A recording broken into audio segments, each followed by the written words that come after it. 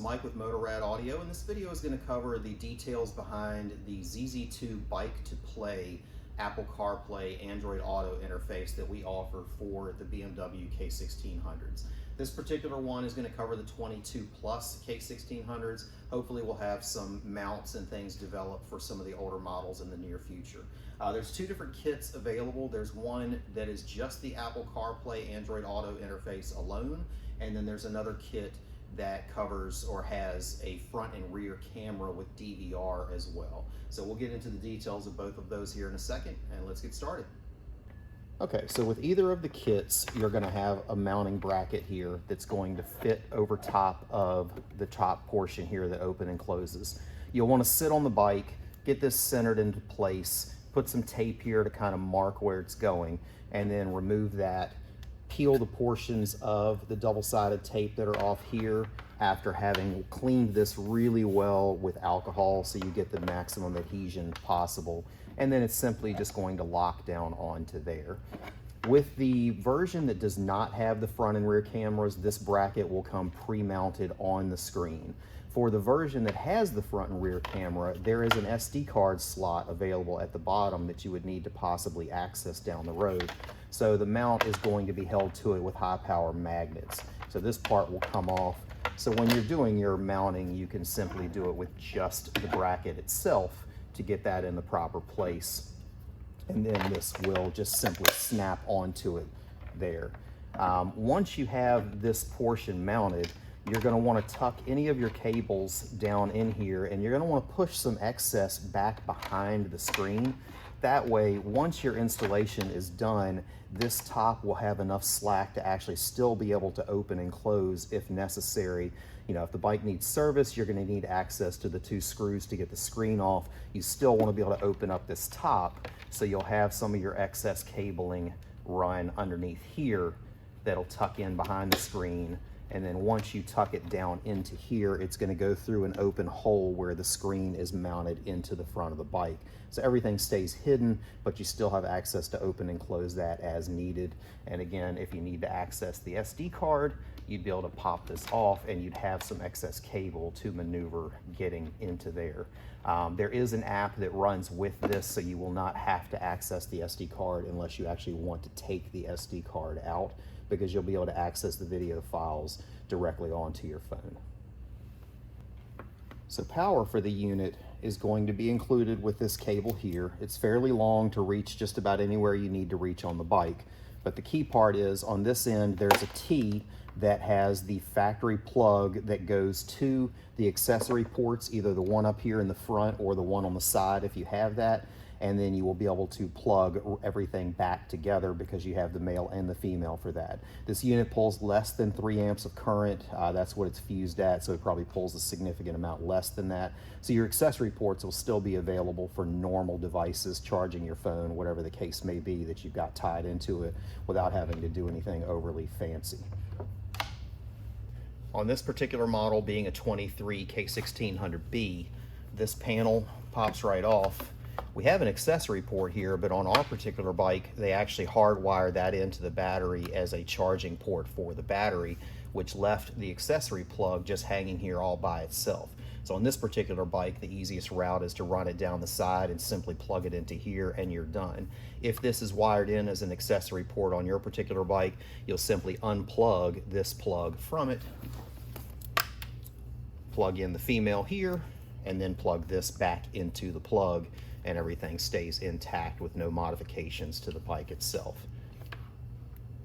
So for those of you that are doing the front and rear cameras, there's going to be 3 plugs that come off of the unit. The black plug is just going to be for your main power harness. That'll be really straightforward.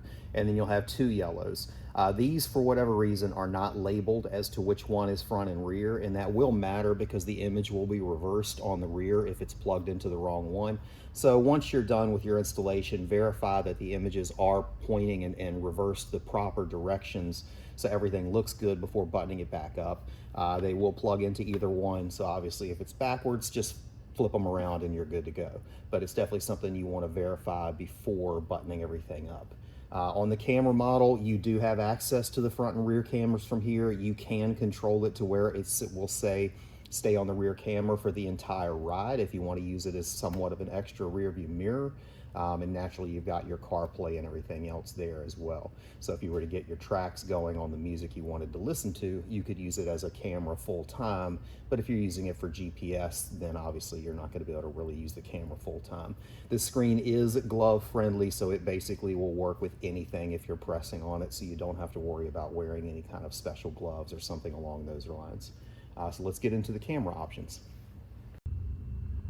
So for the front camera, we did keep things very, very simple. We used the OEM mounts that just come with the camera with no additional fancy things. We personally do not want to put any holes in this and figure most people would prefer not to. So we did prep this with alcohol really well, let that dry, and it did stick on there quite strong, so we think that'll hold up long term. You know, if it didn't, you could always tack a couple screws in there, but obviously most of us would prefer not putting holes in the bike that are not necessary. And then you'll be able to tuck your cable back in here. Definitely want that wire tied somewhere in this area to be able to anchor that in. That way, if somehow this did come off, it's not going to be able to fall far enough to get into the tire or anything like that and become dangerous or get messed up. On the rear of the bike, there will be a custom bracket made that the camera will already be mounted to. It'll have a couple holes at the top. One hole is for the factory screw to go through for this license plate bracket, and then the other hole will have a screw and a lock nut on it to keep the camera from being able to swing side to side. So that'll lock it into place and keep it steady.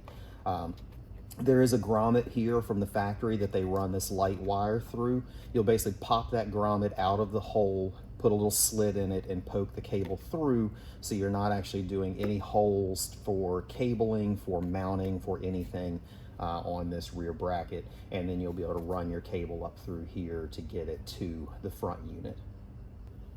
Along with the kit will be all the standard mounting brackets that come with the kit for the GPS or for the CarPlay device, for the cameras, for everything. So if you have a different scenario back here than we do, there will be some extra parts that you can possibly do something a little more custom, or say you have a Grand America and you want to hang the camera from underneath the top case or something along those lines. There will be some extra parts in there that you can use for that. Okay, so we have the unit loosely wired up here just to show you boot up time and a slight bit about how the unit functions. So you turn the bike on, naturally it boots up. It is off of that accessory circuit, so when you turn the bike off, the unit is going to stay on for a while. The accessory circuit kind of senses the load of what exactly is connected to it, so it can stay on for up to 15 minutes after turning the bike off. If you push and hold the button on the side of it, it will power the unit down if you don't want it to stay lit up, say you're out in public, that sort of thing. If you're at home in the garage, you just get off, walk away, and it'll handle itself with enough time. So when connecting to CarPlay, it did disconnect my camera, so we're back here with CarPlay showing on the screen. You have a home button here that will get you to your cameras. If you want to access those, you can switch which view you have. You have picture-in-picture for the front and rear. You have a home button that will get you back to your CarPlay if you're on a ride. You are connected to this via Bluetooth and Wi-Fi both, but your phone will continue to connect to the bike via Bluetooth as well. So you'll be able to play your music and everything via CarPlay, but it will be coming through Bluetooth on the bike or helmet. However you had your Bluetooth previously connected for that, you will still be able to also use your handlebar controls to change songs and stuff along those lines. We do have US-based tech support with us and ZZ-2 both. So if you have any questions at all on how to use the unit, if you're doing some preliminary research to figure out whether this is the right fit for you, feel free to reach out to us or to ZZ-2 to ask any questions you may have. We'll put a link in the video to show ZZ-2's contact as well as ours, and definitely reach out if you have any questions at all. Thanks.